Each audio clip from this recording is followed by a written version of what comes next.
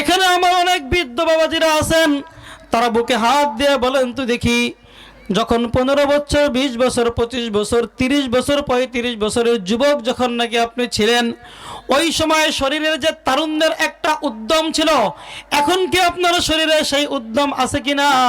আপনি একটু বুকে হাত দিয়ে নিজেকে নিজে প্রশ্ন করেন। ও যুবক, তোমাকেও একদিন এই বৃদ্ধের কাতারে চলে আসতে হবে। যখন 40 বছর পূর্ণ হয়ে যখন নাকি তুমি 50-এ পা রাখবা, তোমার জীবনের যৌবন আস্তে আস্তে ভাটা পড়তে থাকবে। হে যুবক, আমিও তো তোমার মতো একজন যুবক, আমারও তো দিল চায় আমি যেন এরকম বিভিন্ন ধরনের আমোদ ফুর্তিতে থাকি। আমারও তো মন চায় আমি যাতে করে একটু এনজয় করতে পারি, পৃথিবীটাকে বিভিন্নভাবে উপভোগ করতে পারি। আমারও তো দিল চায়, আমারও তো দিল চায়।